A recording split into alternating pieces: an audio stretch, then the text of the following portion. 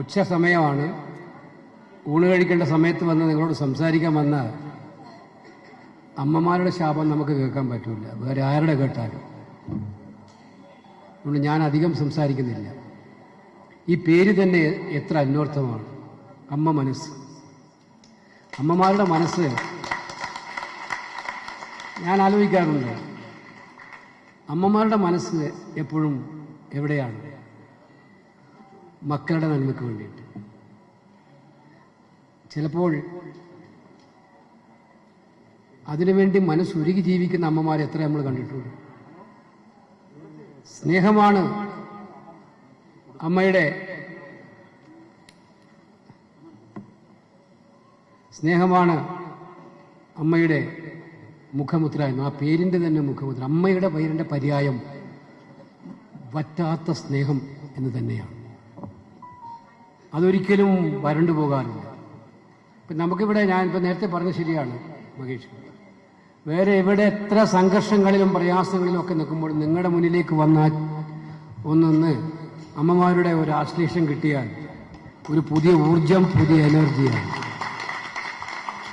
അപ്പോൾ ഷാനവാസ് അമ്മ മനസ്സിന്റെ കൂട്ടായ്മയായിട്ട് ഈ കാരുണ്യ പ്രവർത്തനങ്ങളുടെ ഒരു വലിയ കേന്ദ്രമന്ത്രി ഈ പേര് തിരഞ്ഞെടുത്തിനെ ഞാൻ ഷാനവാസിനെ പ്രത്യേകമായിട്ട് അഭിനന്ദിക്കാൻ ആഗ്രഹിക്കുകയാണ്.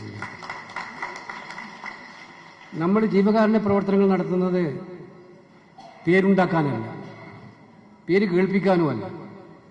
ജീവിതത്തിൽ ഞാനിപ്പോൾ രാവിലെ പത്തനാപുരത്തെ ഗാന്ധിഭവൻ വരും. അവിടെ ഞാൻ 1.5 മണിക്കൂർ ചിലവഴിച്ചു. അതുകൊണ്ടിവിടെ വൈകേണ്ടി വന്നത് അതുകൊണ്ടാണ്. അവിടുത്തെ അമ്മമാരെ അത് ജീവിതത്തിൽ നമ്മളൊക്കെ ഞാനവിടെ പറഞ്ഞു, പൊതുപ്രവർത്തന രംഗത്ത് നമ്മളിങ്ങനെ നടന്നു പോകുമ്പോൾ നമ്മുടെ മുന്നിൽ വരുന്ന ചിലരുണ്ട്, ജീവിതത്തിന്റെ വെല്ലുവിളികളേറ്റ് പരാജയപ്പെട്ടു പോയി എന്ന് വിചാരിച്ച് ജീവിതം തന്നെ വേണ്ടാന്ന് വെക്കുന്നവരിന്നിപ്പോൾ നമ്മുടെ നാട്ടിൽ. അത്തരക്കാർക്ക് തണലേകാൻ ഒരു പ്രസ്ഥാനങ്ങൾ വേണ്ടേ? അവരെ കൈപിടിച്ചു ഉയർത്താൻ ആരെങ്കിലും വേണ്ടേ? അതാണ് നമ്മൾ. അല്ലാതെ ഇത് കാരുണ്യ പ്രവർത്തനമൊന്നുമല്ല. കാരുണ്യം എന്ന് പറയുന്നത് നമ്മൾ അവർക്ക് കൊടുക്കുന്ന എന്തോ കാരുണ്യമായിട്ട് അവർ അർഹിക്കുന്ന കാര്യങ്ങൾ അവരെ ചേർത്ത് പിടിച്ചുകൊണ്ട് നമ്മൾ ചെയ്യുന്നു എന്നുള്ള കാര്യം മാത്രം മനസ്സിലാക്കിയാൽ മതി. അവരർഹിക്കുന്നവരാണ്. ഇവിടെ ജീവിക്കുന്ന മനുഷ്യരെല്ലാവരും ഇവിടെ ജീവിക്കാൻ അർഹതപ്പെട്ടവരാണ്. ചിലർക്ക് സൗകര്യങ്ങൾ ഉണ്ടാവും, ചിലർക്ക് സൗകര്യങ്ങൾ ഉണ്ടാവില്ല. ചിലർക്ക് സൗഭാഗ്യങ്ങൾ ഉണ്ടാവും, ചിലർക്ക് അസൗഭാഗ്യങ്ങൾ ഉണ്ടാവില്ല. പക്ഷെ എല്ലാവരും ഈ മണ്ണിൽ ജീവിക്കാൻ വിധിക്കപ്പെട്ടവരാണ്. അവരെല്ലാം ഒരുപോലെ ജീവിക്കേണ്ടവരുമാണ്. അപ്പൊ അങ്ങനെ ജീവിതയാത്രക്കിടയിൽ പതറിപ്പോകുന്ന, വീണുപോകുന്ന, ക്ഷീണപ്പെട്ടു പോകുന്നവരെ ചേർത്ത് പിടിക്കുമ്പോഴാണ് നമ്മളെല്ലാം യഥാർത്ഥത്തിൽ നമ്മൾ ചെയ്യുന്ന ജോലിയുടെ അർത്ഥപൂർണമായിട്ടുള്ള സമാപ്തി കുറിക്കുന്നത്. അതുകൊണ്ട് ഞാൻ ഷാനവാസിനെ പ്രത്യേകമായിട്ട് അഭിനന്ദിക്കുന്ന ഒരു സത്യത്തിൽ ഈ പ്രവർത്തനങ്ങളുടെ പ്രവർത്തനങ്ങൾ ഒരു പബ്ലിസിറ്റിയും ഇല്ലാതെ ഇതിന്റെ പേര് നോക്കുമ്പോൾ ഇതിലൊന്നും ഷാനവാസിന്റെ പേരില്ല.